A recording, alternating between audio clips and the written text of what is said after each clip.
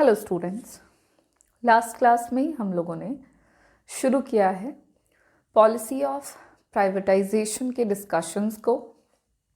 अब तक हम लोगों ने डिस्कस किया कि प्राइवेटाइजेशन का मीनिंग क्या है, प्राइवेटाइजेशन का मतलब, एंड 1991 में गवर्नमेंट ऑफ इंडिया के द्वारा प्राइवेटाइजेशन की पॉलिसी का अडॉप्शन क्यों किया गया।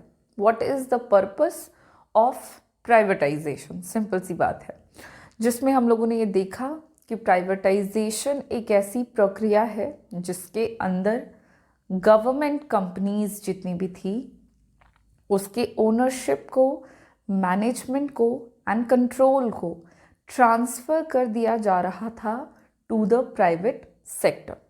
और फिर हम लोगों ने ये भी डिस्कस किया कि ऐसा करने के पीछे गवर्नमेंट का उद्देश्य क्या था। So the purpose of privatisation is कि इंडिया में एफिशिएंसी, पहले तो कंपटीशन इंक्रीज करना है, मॉडर्नाइजेशन को बढ़ावा देना, कंपटीशन को इंक्रीज करना एंड प्राइवेट सेक्टर की एफिशिएंसी को भी इम्प्रूव करते हुए प्राइवेट सेक्टर के रोल को बढ़ाना एंड पब्लिक सेक्टर के रोल को थोड़ा रिड्यूस करना ताकि इकोनॉमी का डेवलपमेंट हो सके।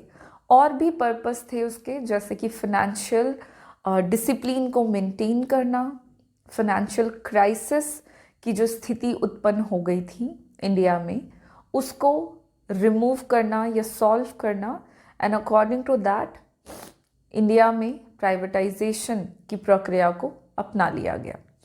आज हम बात करने वाले हैं उसके आगे प्राइवेटाइजेशन के पॉजिटिव एंड नेगेटिव इम्पैक्ट को हम आज के क्लास में डिस्कस करेंगे। तो चलिए हम शुरू करते हैं आज का क्लास, जिसमें हम बात करने वाले हैं positive impact of privatisation in India.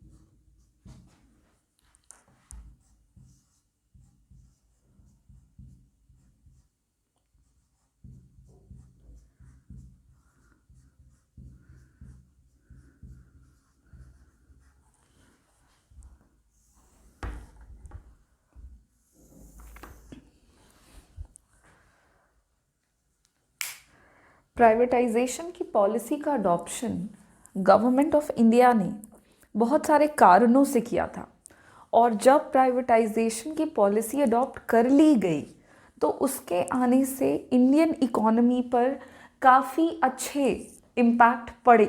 No doubt positive result देखने को मिला। तो वन बाय वन करके हम पॉजिटिव रिजल्ट्स को पहले पॉइंट वाइज देखेंगे और फिर इनको डिस्कस करने के बाद हम नेगेटिव इम्पैक्ट को भी पॉइंट वाइज डिस्कस करेंगे। तो जो सबसे पहला पॉजिटिव इम्पैक्ट में पॉइंट है इंडिया में प्राइवेटाइजेशन की पॉलिसी में, that is improve the efficiency of management.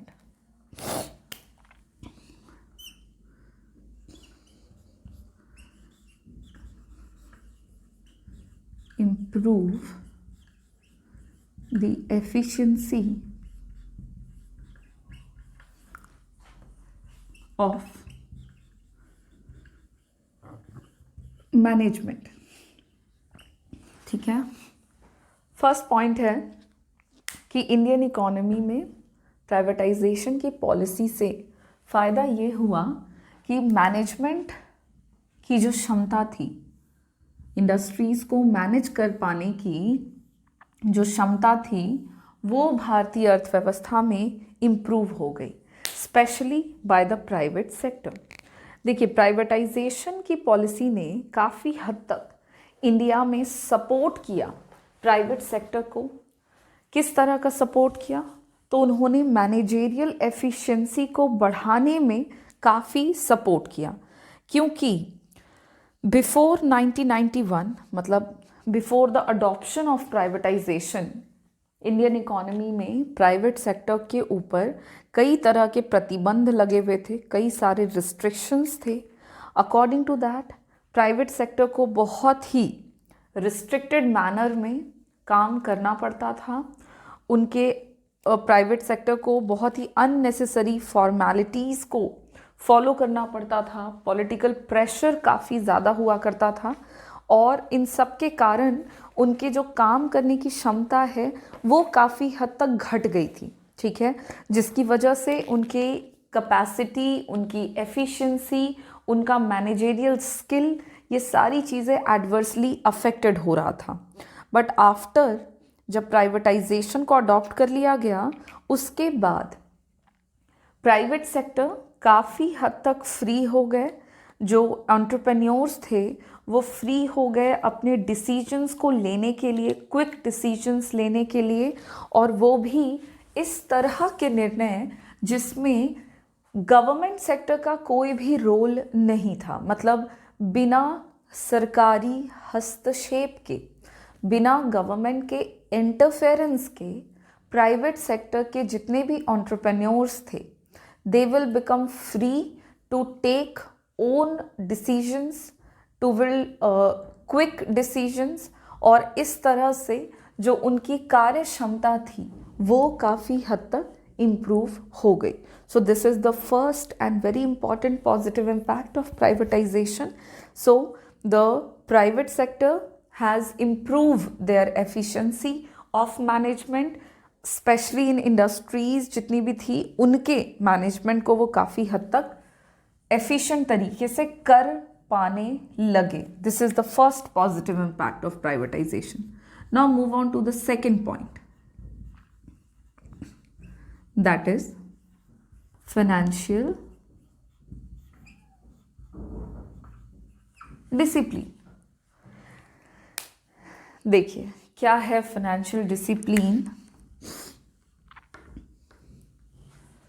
तो फाइनेंशियल डिसिप्लिन के अंदर ऐसा है कि प्राइवेटाइजेशन की पॉलिसी के अडॉप्शन से हुआ ये कि हमारी इकोनॉमी में एक रेगुलर सप्लाई ऑफ फंड्स देखने को मिला. देखो इससे पहले क्या था, तो जब प्राइवेटाइजेशन की पॉलिसी का अडॉप्शन नहीं किया गया था तो हम याद करेंगे, हम लोगों ने डिस्कस किया है, हम लोगों ने पढ़ा है कि इंडियन इकोनॉमी में काफ़ी फाइनेंशियल क्राइसिस की स्थिति क्रिएट हो गई थी due to lack of management, lack of proper management, due to lack of efficiency. India में गवर्नमेंट सेक्टर के द्वारा इंडस्ट्रीज़ का जो मैनेजमेंट है वो प्रॉपर तरीके से नहीं हो पा रहा था. According to that PSUs loss में जाने लग गए थे. गवर्नमेंट के पास कोई सोर्स ऑफ इनकम नहीं था, घट गया था, और उसकी वजह से गवर्नमेंट को काफ़ी लॉस हो रहा था. जब प्राइवेटाइजेशन की पॉलिसी का अडॉप्शन किया गया तो उन इंडस्ट्रीज़ को जो कि गवर्नमेंट के कंट्रोल में थी उसे प्राइवेट सेक्टर को दे दिया गया. प्राइवेट सेक्टर के हाथों में इंडस्ट्रीज़ के चले जाने से, इंडस्ट्रीज़ के ओनरशिप के चले जाने से इंडियन इकोनॉमी में उन इंडस्ट्रीज़ का मैनेजमेंट सुधरा, जिससे कि उन इंडस्ट्रीज़ में जो काम हो रहा था पहले खराब, बाद में वो अच्छे तरीके से होने लग गया, और इकोनॉमी में एक रेगुलर फंड्स का सप्लाई देखने को मिला कि लगातार पैसे आने शुरू हो गए. इसकी वजह से इंडिया में जितने भी अनड्यू थे, जितने भी पेमेंट्स का डिले था, गवर्नमेंट के ऊपर पैसों का फाइनेंशियल बर्डन था, जितने भी लोन थे वो काफ़ी हद तक धीरे धीरे सॉर्ट आउट होने लग गए, कम होने लग गए. एंड इन सब के कारण इकोनॉमी में जो एक फाइनेंशियल इनडिसिप्लिन की स्थिति हो गई थी, एक क्राइसिस की स्थिति उत्पन्न हो गई थी, उस क्राइसिस की स्थिति को इंडिया में ठीक कर लिया गया, काफ़ी हद तक ठीक कर लिया गया, and that is called financial discipline, जो कि देखने को मिला ड्यू टू प्राइवेटाइजेशन की policy. So this is also one of the important positive impact of privatisation in India, that is कि देश में जो एक फाइनेंशियल इनडिसिप्लिन हो गया था, कि इनडिसिप्लिन कैसे हो गया था, फाइनेंशियल इनडिसिप्लिन हो गया था due to increase in expenditure and reduction in revenue. पैसे आने बंद हो गए थे या कम हो गए थे, और खर्च जो है वो काफ़ी बढ़ चुका था, जिसकी वजह से इनडिसिप्लिन हो गया था। ठीक है, इनडिसिप्लिन हुआ था due to increase in expenditure and reduction in revenue. So when the privatization was adopted, so the revenue in the economy were increased, and जब revenue बढ़ गया, expenditure घट गया, तो इस तरह से इकोनॉमी में हमारा फाइनेंशियल डिसिप्लिन आ गया, एंड ये पॉजिटिव इम्पैक्ट रहा। ओके, नेक्स्ट पॉइंट है इंडिया में रिडक्शन इन डेफिसिट। अगला जो पॉजिटिव इम्पैक्ट है that is reduction in deficit.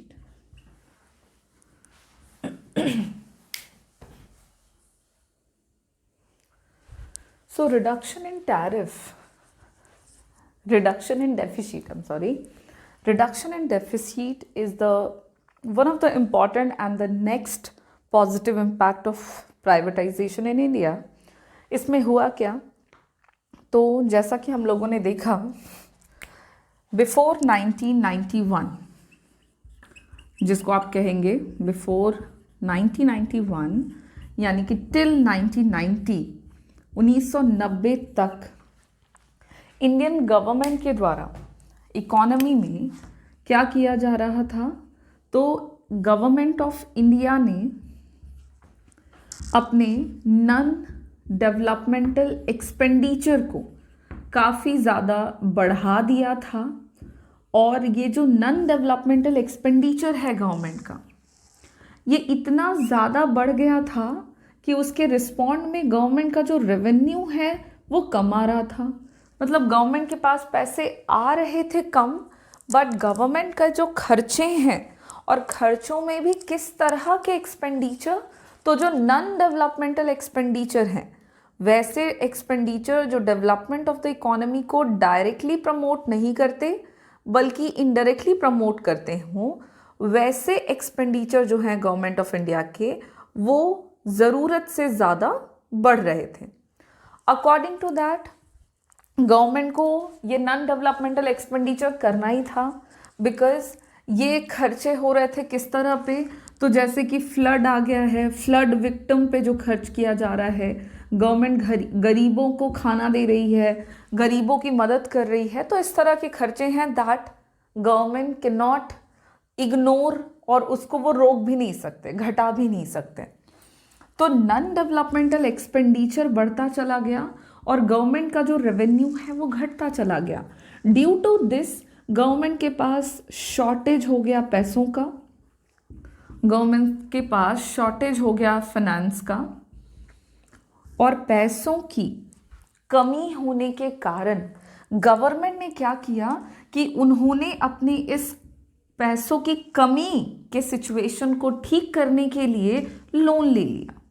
अब जब गवर्नमेंट ने लोन लिया तो लोन के साथ साथ गवर्नमेंट के ऊपर इंटरेस्ट को पे करने की लाइबिलिटी भी क्या हो गई, बढ़ गई, क्योंकि उनका कमी जो है वो ज़्यादा हो रहा था, बिकॉज पैसे आ नहीं रहे थे बट पैसे जा रहे थे। इस जाते हुए पैसे की ज़रूरत को पूरा करने के लिए सरकार ने क्या किया था, लोन ले लिया था। लोन के साथ साथ गवर्नमेंट को इंटरेस्ट चुकाने का भार भी बढ़ गया उनके ऊपर, और फिर गवर्नमेंट ने क्या करा कि ये जो स्थिति थी कि गवर्नमेंट को लोन लेना पड़ गया अपने खर्च को पूरा करने के लिए, अपने खर्च की ज़रूरत को पूरा करने के लिए, और according to that Indian economy में इंडियन गवर्नमेंट के सामने घाटे का बजट आ गया। मतलब गवर्नमेंट के खर्चे बढ़ गए और उनका रेवेन्यू घट गया, और इस स्थिति में इंडियन इकोनॉमी में डेफिसिट यानी कि कमी की स्थिति उत्पन्न हो गई। और इसी स्थिति को ठीक करने के लिए गवर्नमेंट ने क्या किया कि 1991 में प्राइवेटाइजेशन की पॉलिसी को अडॉप्ट कर लिया। Due to the adoption of privatisation काफ़ी हद तक फाइनेंशियल बर्डन जो गवर्नमेंट पे पड़ रहा था, पैसों के घाटे का जो दबाव सरकार के ऊपर था, प्राइवेटाइजेशन के कारण वो दबाव काफ़ी हद तक घटा और गवर्नमेंट ने नॉन डेवलपमेंटल एक्सपेंडिचर जो है उस पे अपने खर्च को थोड़ा घटा दिया, क्योंकि गवर्नमेंट ने प्राइवेटाइजेशन की पॉलिसी में क्या किया, अपने पीएसयूज को दे दिया, किसको, प्राइवेट सेक्टर को, और कहीं ना कहीं घाटे में चल रहे उद्योगों को, यानी कि ये पीएसयूज जो कि लॉस में चल रहे थे, तो इनके ऊपर जो लॉस हो रहा था, इस लॉस के कारण गवर्नमेंट इनको बंद नहीं कर सकते थे, क्योंकि इस तरह के इंडस्ट्रीज़ की हमारी इकोनॉमी को ज़रूरत थी। अब क्योंकि बंद नहीं कर सकते, लॉस में जा रहा है, चला भी नहीं सकते, और इसी सारी स्थिति में गवर्नमेंट के ऊपर का जो एक्सपेंडिचर है नॉन डेवलपमेंटल वो बढ़ता जा रहा था। बट जब इन पीएसयूज को दे दिया गया टू द प्राइवेट सेक्टर, तो गवर्नमेंट जो इन इंडस्ट्रीज के पीछे खर्चा कर रही थी वो खर्चा गवर्नमेंट को नहीं करना पड़ा, वो घट गया। और चूंकि ये इंडस्ट्रीज अब चली गई किसके पास, प्राइवेट सेक्टर के पास, और प्राइवेट सेक्टर अब इसको ठीक से चला रहे हैं, उसके ऊपर गवर्नमेंट इन इंडस्ट्रीज पर टैक्सेस लगा रही है, और इन टैक्सेस से गवर्नमेंट को फिर से रेवेन्यू आना शुरू हो गया। गवर्नमेंट टैक्सेस लगाती है और उससे जो पैसा आता है वही गवर्नमेंट का रेवेन्यू होता है, तो रेवेन्यू बढ़ता चला गया ड्यू टू टैक्सेस, और इस तरह से इकोनॉमी में एक बार फिर क्या हुआ, रेवेन्यू बढ़ा, एक्सपेंडिचर घटा, और फाइनेंशियल क्राइसिस की जो स्थिति थी वो घट गई, और घाटे में काफ़ी हद तक कमी आ गई, जो कि 1990 तक इंडियन गवर्नमेंट को फेस करना पड़ रहा था। जो घाटा उनको सहना पड़ रहा था, उस घाटे में कमी आ गई, और ये आया किसके कारण, प्राइवेटाइजेशन की पॉलिसी के कारण। So this is one of the important positive impact जो कि प्राइवेटाइजेशन की पॉलिसी का इंडियन इकोनॉमी पर पड़ा। तो बहुत ही सिंपल है, 1990 तक गवर्नमेंट को लॉस हो रहा था क्योंकि उनके नॉन डेवलपमेंटल एक्सपेंडिचर बढ़ रहे थे, रेवेन्यू घट रहा था। गवर्नमेंट ने अपने पीएसयूज को प्राइवेट सेक्टर को दिया, लॉस से बच गए, साथ ही साथ टैक्स लगाना चालू करा, रेवेन्यू बढ़ा, और इकोनॉमी में क्राइसिस की स्थिति जो थी वो काफ़ी हद तक ठीक हो गई। घाटे की जो स्थिति थी, यानी कि गवर्नमेंट का एक्सपेंडिचर ज़्यादा, रेवेन्यू कम, वो बदल गया, और रेवेन्यू ज़्यादा हो गया, और एक्सपेंडिचर जो है वो क्या हो गया, आपका घट गया, जिससे कि पॉजिटिव इम्पैक्ट पड़ा। और भी पॉइंट्स हैं प्राइवेटाइजेशन के पॉजिटिव इम्पैक्ट में, उन्हें भी हम देखते हैं कि क्या है और फ़ायदे क्या पड़े गवर्नमेंट ऑफ इंडिया के ऊपर या इकोनॉमी के ऊपर due to privatisation. So the next point is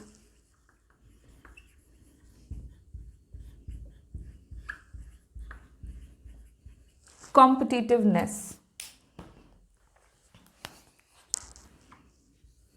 ठीक है, कॉम्पिटिटिवनेस सिंपल, प्रतियोगिता। ठीक है, देखिए प्राइवेटाइजेशन की पॉलिसी को अडॉप्ट करने के पीछे का एकमात्र टारगेट या आप कहें ऑब्जेक्टिव रखा गया था, वो यही था कि private capital and managerial capabilities जो है, कैपेसिटीज़ जो है प्राइवेट सेक्टर की, और उनकी पूंजी या उनके संसाधन, उनका इस्तेमाल इफ़ेक्टिव तरीके से किया जा सके, उनको यूटिलाइज हम अच्छे तरीके से कर सकें, और उनसे बेहतर रिजल्ट अर्थव्यवस्था को मिले। और जब प्राइवेटाइजेशन की पॉलिसी अडॉप्ट कर ली गई तो उसके कारण इंडियन इकोनॉमी में काफ़ी हद तक प्रतियोगिता बढ़ गई। प्रतियोगिता के बढ़ जाने से प्राइवेट सेक्टर की जो कैपेसिटीज़ थी काम करने की, इंटरनेशनल मार्केट में इंडियन प्रोडक्ट्स की जो क्वालिटी बहुत कम हो गई थी, घट गई थी, वो due to the privatisation increase हो गई, बढ़ गई, और इस स्थिति में ओवरऑल इंडियन इकोनॉमी में एक कंपटीशन का जो माहौल है वो देखने को मिला। तो इससे पहले प्राइवेटाइजेशन की पॉलिसी के अडॉप्शन से पहले इंडियन इकोनॉमी में कंपटीशन का लेवल काफ़ी हद तक लो था।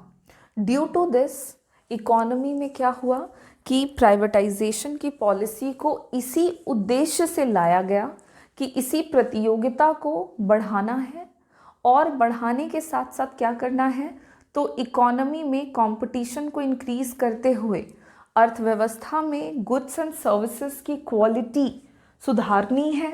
इतना ही नहीं, प्राइवेट सेक्टर की एफिशिएंसी को बढ़ाना है, साथ ही साथ जो उनकी कैपेसिटीज़ है उनका प्रॉपर यूटिलाइजेशन करना है, और इस तरह से ये सारा का सारा जो उद्देश्य था वो पूरा कर लिया गया due to the privatisation. So it is also one of the important positive impact जो कि प्राइवेटाइजेशन का इंडियन इकोनॉमी पे पड़ा। सिर्फ इतना ही नहीं हुआ कि एफिशिएंसी बढ़ गई या फाइनेंशियल डिसिप्लिन आ गया या घाटा घट गया, ये भी हुआ कि हमारे देश में प्रतियोगिता का जो स्तर पहले बहुत कम था वो बढ़ा, and due to this economy का डेवलपमेंट भी प्रमोट हुआ। तो इस तरह के काफ़ी पॉजिटिव इम्पैक्ट जो हैं वो आपको देखने को मिले। और भी पॉइंट्स हैं, जैसे कि नेक्स्ट पॉइंट है डाइवर्सिफिकेशन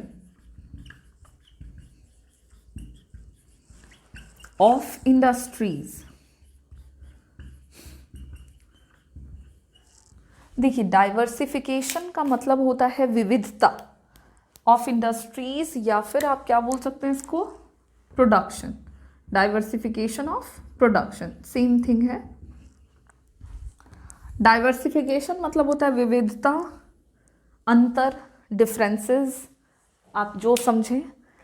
देखिए, प्राइवेट सेक्टर जो है उनका फंक्शन मतलब उनका जो काम है वो एफिशिएंट तरीके से हो सके, जिससे कि ह्यूमन वांट्स, लोगों की जो ज़रूरतें थी, कंज्यूमर्स के तौर पर लोगों की जो ज़रूरतें थी वो अच्छे तरीके से सेटिस्फाई हो सके, फुलफिल हो सके। इस बात को ध्यान में रखते हुए प्राइवेटाइजेशन की पॉलिसी का अडॉप्शन हुआ, और इससे कहीं ना कहीं रिजल्ट ये मिला कि इंडियन इकोनॉमी में प्रोडक्शन में काफ़ी हद तक एक्सपेंशन देखा गया।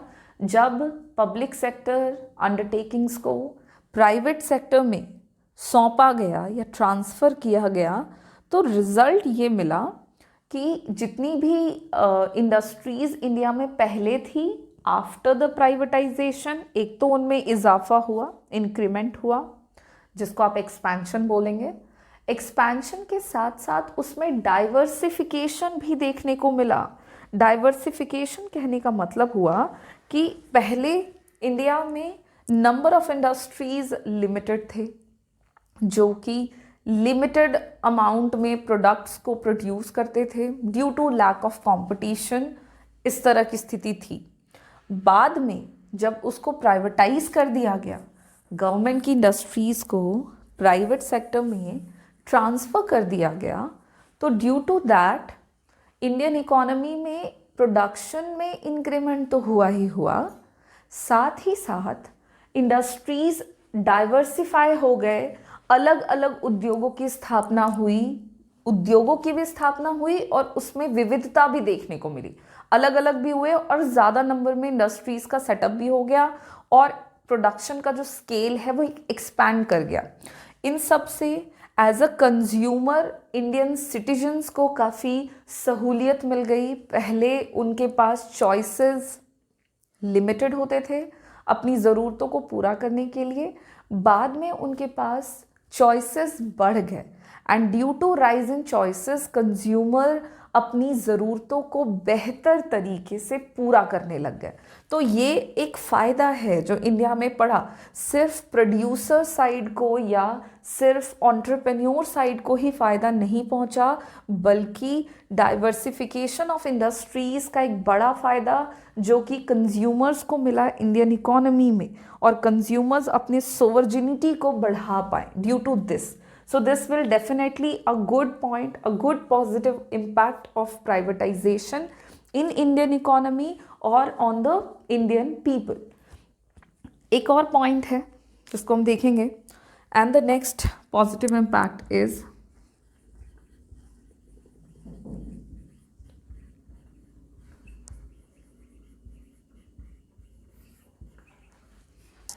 increase in foreign direct investment.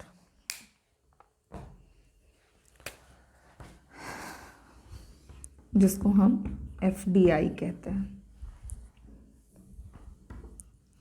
सबसे पहले तो जान लें कि फॉरेन डायरेक्ट इन्वेस्टमेंट कहते किसको हैं, फिर बात करेंगे कि उसमें इंक्रीमेंट हो गया. देखिए, फॉरेन डायरेक्ट इन्वेस्टमेंट जो विदेशियों के द्वारा, फॉरेनर्स के द्वारा इन्वेस्टमेंट किया जाता है, वो भी डायरेक्टली इंडस्ट्रीज में, that is called foreign direct investment. कि कोई विदेशी आ रहा है और आपके देश में किसी भी इंडस्ट्री में इन्वेस्टमेंट को कर पा रहा है, that is called foreign direct investment.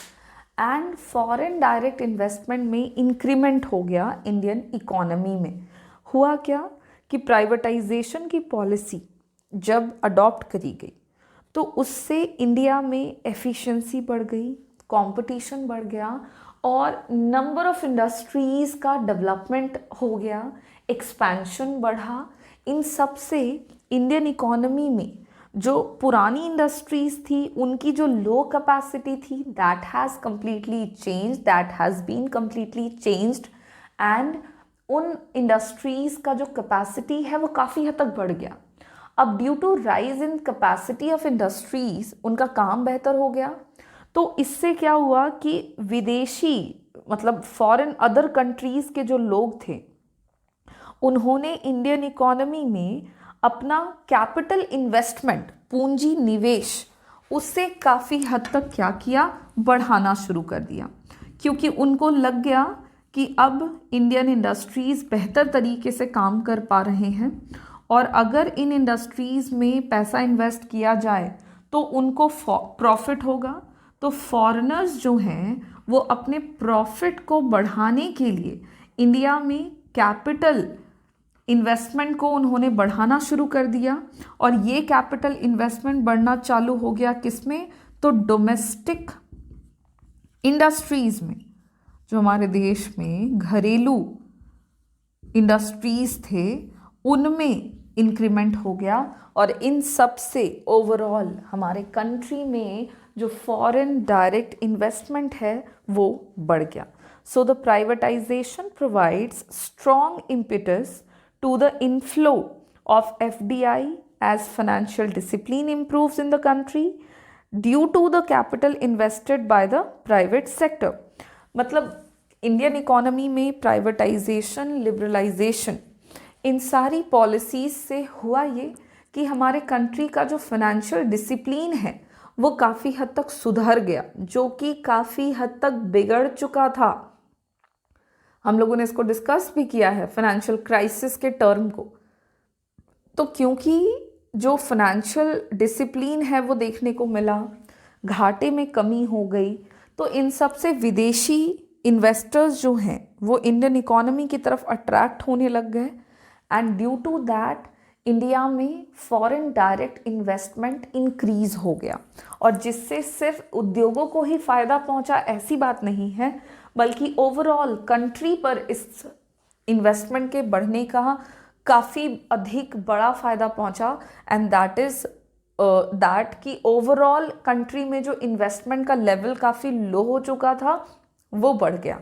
और ये कुछ पॉजिटिव इम्पैक्ट पड़े प्राइवेटाइजेशन की पॉलिसी से इंडियन इकोनॉमी पर. मतलब ओवरऑल इकोनॉमी में हमारे फ़ायदा पहुंचा है कि मैनेजमेंट सुधर गया, एफिशिएंसी सुधर गई, मैनेज करने की जो क्षमता थी वो काफ़ी हद तक इम्प्रूव हो गई जो पहले बहुत कम थी, फाइनेंशियल डिसिप्लिन आ गया, घाटे से हम उबर पाए, प्रतियोगिता बढ़ गई हमारे इकोनॉमी में, इंडस्ट्रीज़ का एक्सपेंशन हुआ, साथ ही साथ उनमें विविधता, डाइवर्सिफिकेशन देखा गया। इतना ही नहीं, फॉरेन डायरेक्ट इन्वेस्टमेंट सिर्फ कंट्री में ही प्राइवेट सेक्टर के लोगों के द्वारा इन्वेस्टमेंट को नहीं बढ़ाया गया, बल्कि विदेशी व्यक्तियों के द्वारा भी इंडिया में इन्वेस्टमेंट के लिमिट को एक्सपैंड कर लिया गया।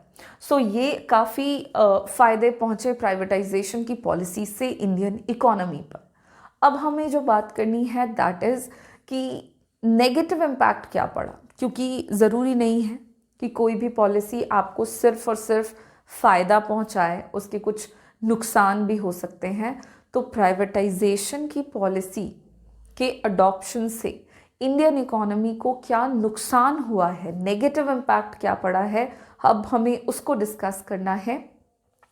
वो हमारा नेक्स्ट टॉपिक रहेगा, और जो नेगेटिव इम्पैक्ट ऑफ प्राइवेटाइजेशन का टॉपिक है उसे हम हमारे नेक्स्ट क्लास में डिस्कस करेंगे।